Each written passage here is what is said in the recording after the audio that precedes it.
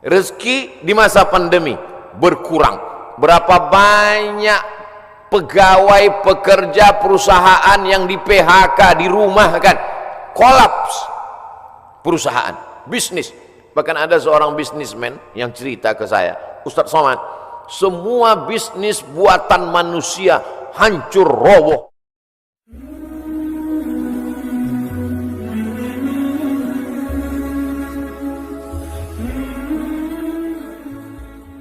Itu pandemi, ya masih sejenis demi-demi juga lah. Bahasa Arabnya wabah. Maka doa ulama, Allahumma dafa'anal wabah, angkatlah wabah. Bahasa Arabnya wabah, sampai ke Indonesia ujungnya hamzah berubah jadi ha, wabah. Banyak sekali kata-kata serapan bahasa Arab begitu sampai ke kita berubah. Wabah jadi wabah. Zahir lawannya batin. Telapak tangan ini batin, ini zahir. Kenapa ini disebut batin?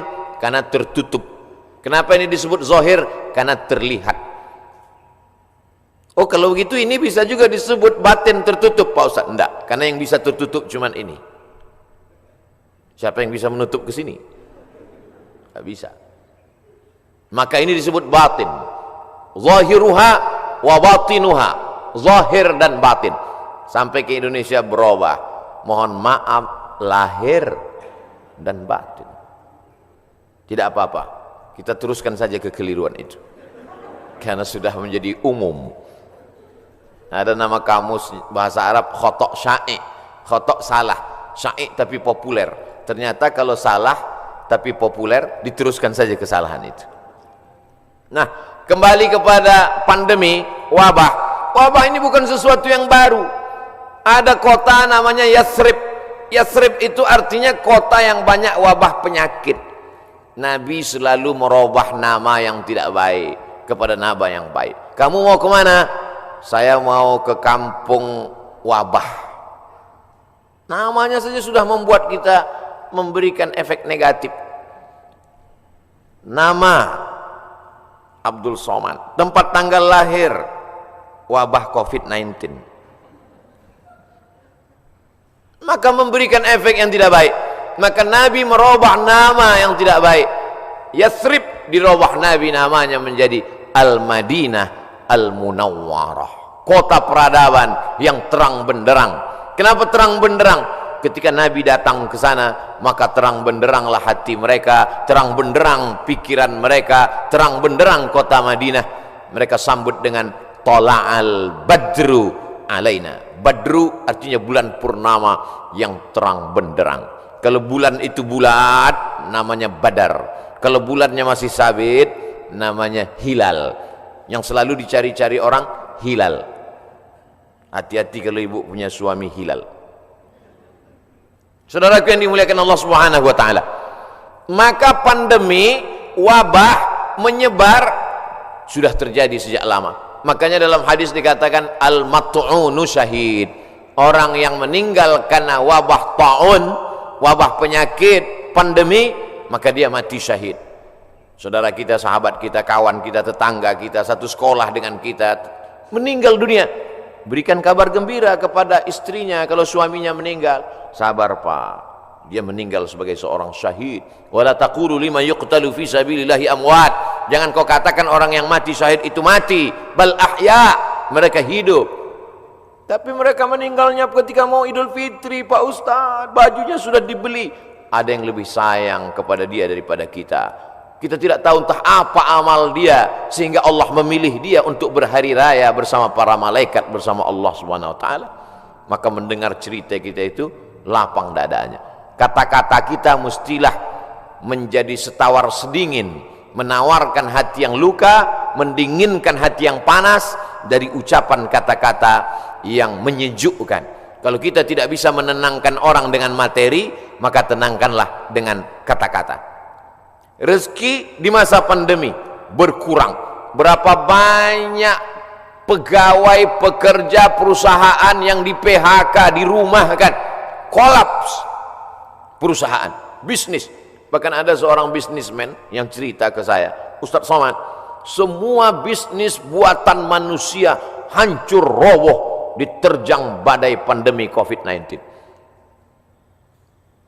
Yang bisa bertahan adalah yang buatan Allah Subhanahu wa taala. Tanaman kelapa sawit, harga karet, kelapa bertahan. Bisnis yang diciptakan, dibuat manusia, dikreasikan manusia, tumbang Pak Ustadz. Tapi orang beriman tidak pernah berputus asa. Kenapa? Karena dia melihat, memandang itu sebagai hakikat yang datang dari Allah Subhanahu wa taala. Dia berpikir cerdas.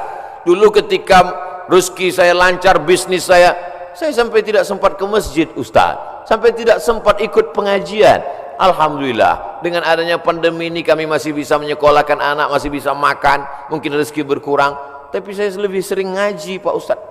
Oh, jadi kamu sering pengajian? Iya, tapi wajah kamu nggak pernah terlihat. Saya pakai masker Pak Ustaz.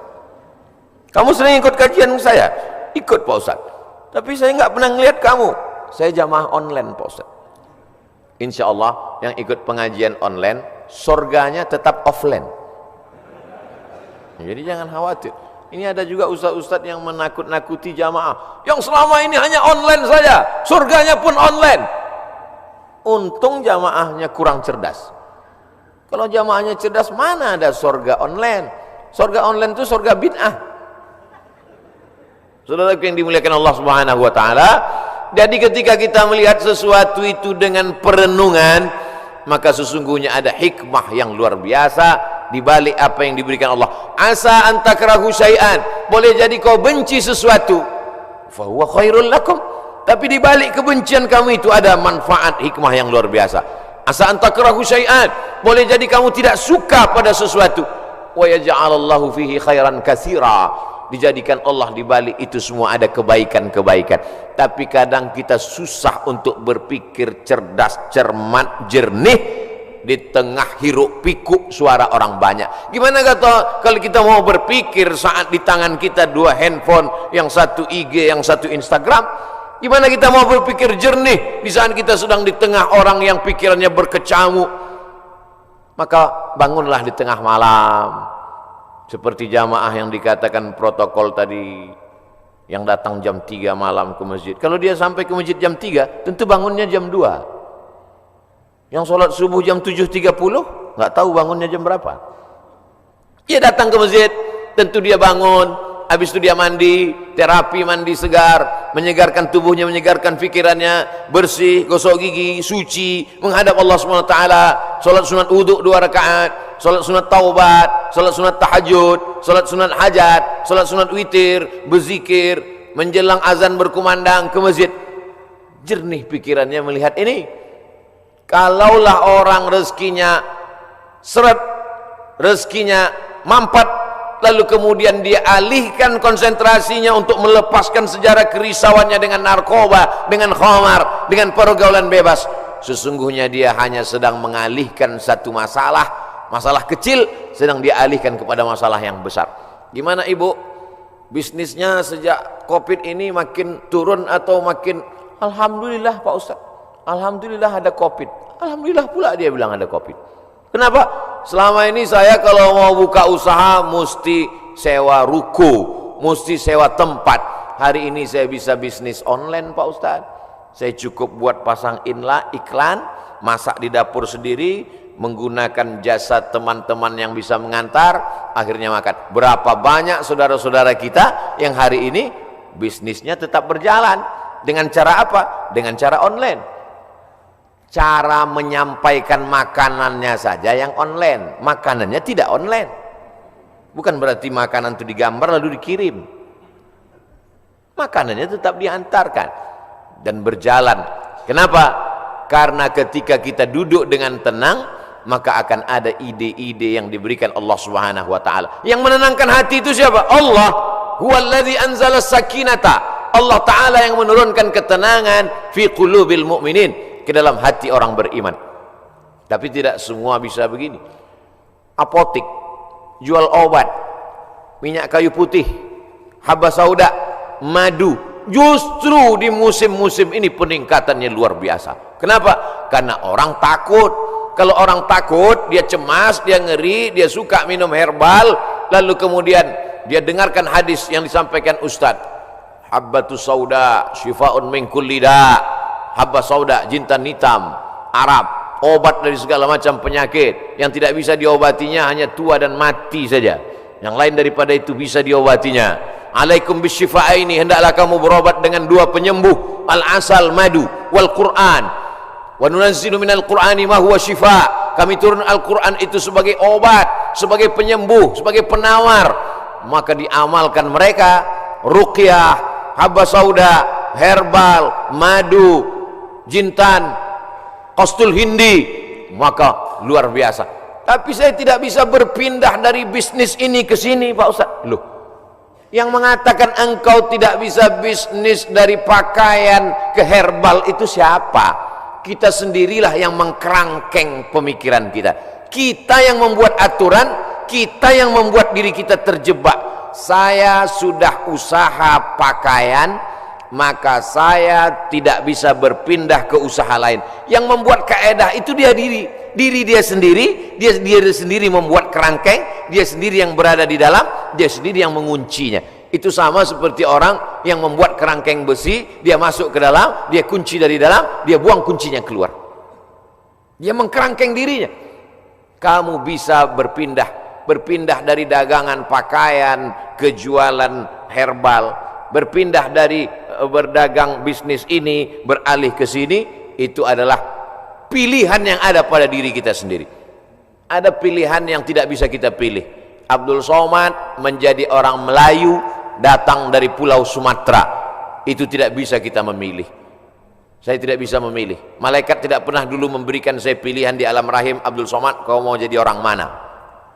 Mau jadi orang Amsterdam atau mau jadi orang Riau? Tak ada.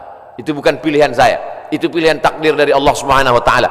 Tapi ada masanya kita bisa memilih antara bisnis ini atau ini, beralih ini atau ini. Ustaz, ada yang mau saya tanyakan Ustaz? Ya silakan.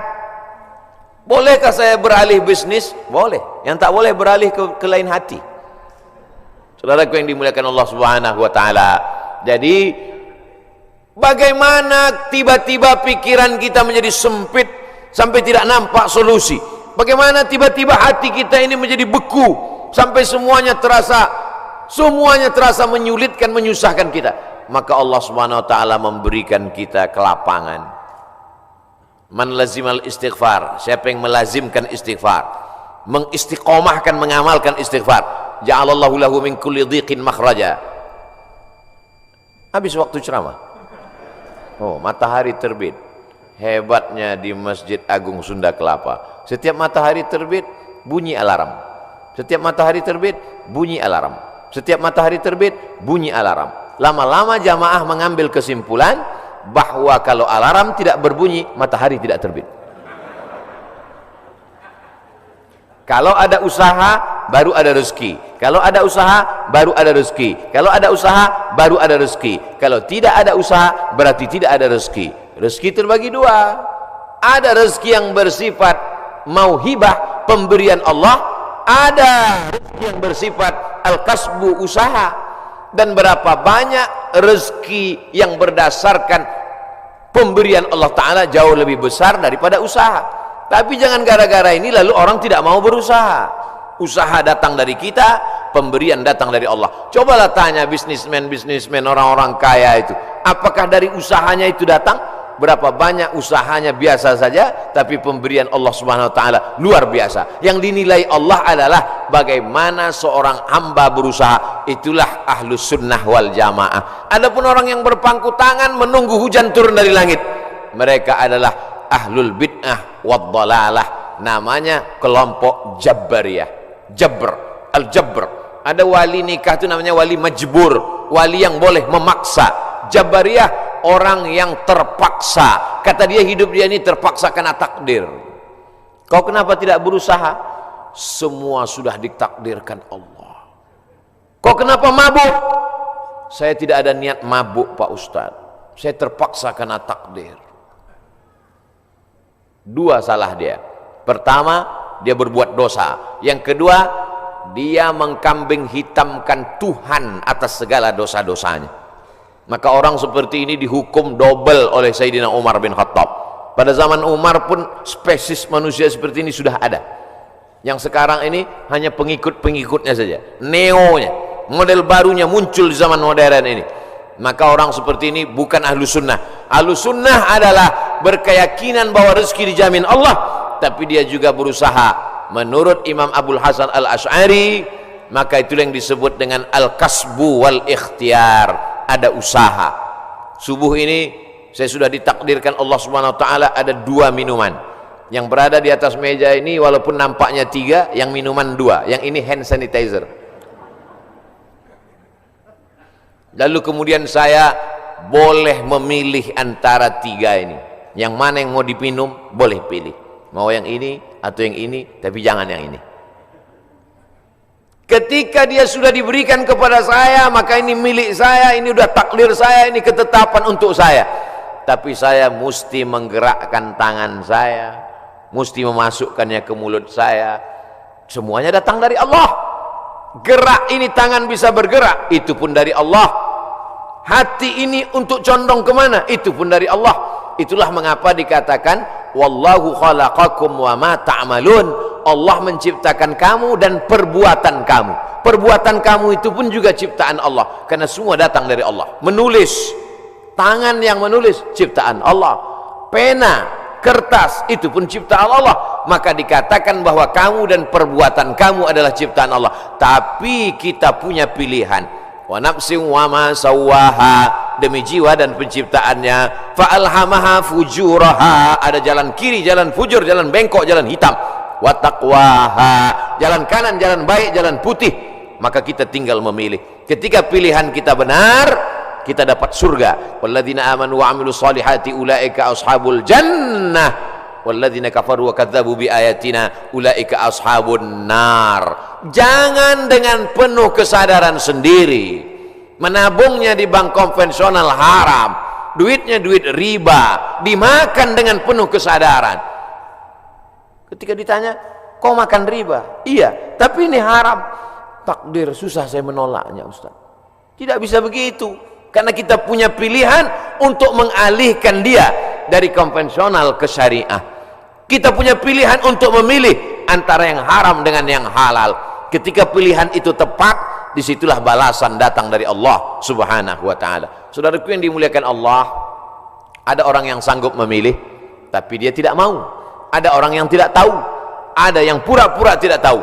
Maka semua jenis manusia ini nanti akan mempertanggungjawabkannya di hadapan Allah Subhanahu wa ta'ala. Dengan mengaji kita menjadi tahu. Setelah tahu, ujiannya lebih berat. Selama ini kita tidak tahu, kadang-kadang ada enaknya juga tak tahu. Ada mahasiswa lama, ada mahasiswa baru.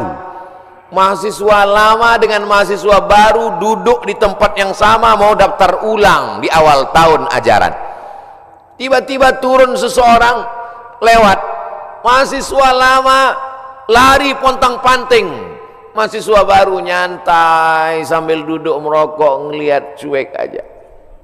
Memangnya yang lewat itu siapa? Rektor. Kenapa mahasiswa lama lari pontang-panting? Dia kenal, dia tahu. Kenapa mahasiswa baru cuek saja seperti tak ada masalah? Karena tidak tahu. Makanya banyak orang sekarang tidak mau tahu dengan agama. Kenapa? Karena kalau saya tahu nanti jadi takut. Padahal takut itulah yang dipesankan oleh khotib di atas mimbar. Takutlah kepada Allah. Itulah yang kita tanamkan selama Ramadan 30 hari. 30 malam. Malamnya qiyam, siangnya siam. Akhir daripada target puasa itu adalah la'allakum tattaqun, takut. Salat, tegak, ruku, sujud, subuh, zuhur, asar, maghrib, isya, tahajud, witir, doa, qabliyah, ba'diyah. Apa yang ingin dicapai? Inna salata tanha anil fahsya wal munkar. Kajian subuh, kajian kita ini, apa target visi misi dari kajian ini? Kajian ini supaya takut kepada Allah, jangan sampai makan haram, jangan gara-gara pandemi ini lalu kita kemudian berubah keyakinan. Makanya pesan Nabi, qul amantu billah, berilah aku pesan ya Rasulullah. Kalau sudah aku terima pesan yang singkat padat ini, aku tidak akan bertanya lagi kepada siapapun. Katanya, amantu billah, katakan aku beriman kepada Allah. Tsumma istaqim, istiqamah. Istiqamah, sebelum pandemi istiqomah, berusaha dengan rezeki yang halal. Setelah pandemi pun juga istiqomah. Mudah-mudahan kajian ini membuat kita tetap istiqomah, tetap kuat iman dan Islam. Kita sampaikan kepada sahabat jamaah semuanya bagaimana menghadapi pandemi tetap dengan rezeki yang halal.